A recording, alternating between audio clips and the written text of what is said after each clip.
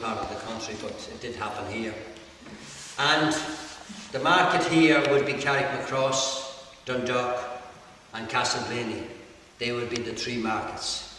When we come round the corner there, coming down from the hill there, you saw an old farm there on the right hand side, old walls and that. Well, there was a famous man there lived called Pat Jennings. He was the pig killer. Jennings' fame went far and wide through County Monaghan. He was known all over. He'd be in all the markets with his customers selling their pigs for them to the pork buyers. Pork buyers would come from Belfast, I believe, and Dublin. Then in the 30s, when the pork factories opened, that done away with all the killing of the pigs. But as I say, Jennings was a brainy man. Jennings took his orders for the pig killing outside the chapel door down the summer morning. That was a good place. They'd be killing two birds with the one shot, coming to mass and getting the pigs killed at the same time. So Kavanagh tells the story of how his mother used to feed the pigs, and he said everybody that came to his father, to the house, to get their boots fixed, their shoes repaired, went over to look at their pigs. He said it was a kind, he said, of a pilgrimage that they'd have to go over, either coming in or going out. And he said they'd go over, he said, and they'd be praising the pigs that much, he said, that their pigs didn't want as much feeding as the pigs around. The pigs was thriving on this kind of talk. But this particular morning, he said, he was walking doing something out the back, and he heard Johnny Murphy coming out after getting the heel on his boot and going over to the pigs and saying, "By Jesus, Bridgie," he said, "there's 4 of as nice a pigs as I ever clapped an eye on. You must have shoved in the bag." "Oh, we did not," she said, "1 bag of ale is all they got." "Well, by Jesus," he said, "they done well on it. They're 4 of as nice a pigs as I ever looked at." "Ah," she says, "there's one of them a wee bit shorter than the rest of them. He's not just as good." "Ah, for God's sake," he says, "he may be a bit shorter, but look at the depth of him," he said. "He has it the other way." And the crack went on about the pigs, and the next thing he said to the mother was, "You'll soon be giving them the hammer." "Among the morning," she said, "with the help of God." And Kavanagh said, "I knew I was for Drumcatton Chapel the next Sunday to book Jennings at Mass." He says, "I went down the Barragroom." Now we're going back to Barragroom now, we go back up the road here. "I went down the Barragroom," he said, "and I arrived at the chapel gate," he says, "and as I was arriving," he said, "the bell was ringing. And I knew," he says, "I had plenty of time. There was a big queue," he said, "up to the door. Not going into Mass," he said, "but going to Jennings, the pig killer, who had his elbow in the holy water font." He was like that. And the holy water font to take the orders. "Now I joined the queue," he said, "going up," he said, "to Jennings. And when I was coming close to him," he says, "I could hear the conversation between him and his customers. This man said to him, 'What time will you be with us at the morrow morning, Pat?' 4 o'clock, he says, "the morrow morning." He was a big rough man. "Ah, Jesus," he says, "that's all today." 3:30, said the morrow morning. And Kavanagh said he mightn't be arguing with that man. He was backwards, he was going. So he says, I came up to him anyway, he said, and he says, I said to him, "What time will you be with us, Pat?" He said, 6 o'clock the morrow morning, Paddy. Have the water boiling." I was happy enough, he said, with that.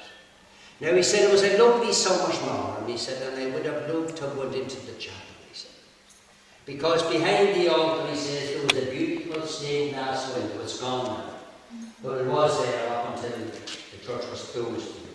And it was given to another church down called the Student, down in Donaghmine, the next parish to here. So he said, it was a beautiful stained glass window, he said. And when the sun shone through it, he said, you wouldn't want to be a poet, he says, to recognise the beauty of it. But as nobody was making any shapes of going in, he says, I decided that I'd stay out with them. I took out, he said, the handkerchief and I put it down on the ground to save the knee of me trousers, he said, and I knelt down. The priest came out, he said, and he started morning prayers.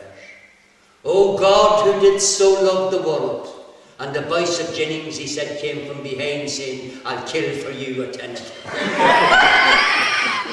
It was lovely, he said, to hear how the word of God and the people blended together on that summer's morning.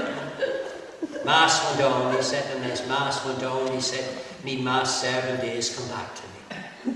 The priest turned round on the altar and he said, there comes spiritual Joe. And I said under me breath as I thought, Dominus Vobiscum. And this fellow behind me said, Jesus, Campbell, you should have went to be a priest. And I said to him, shut your mouth here.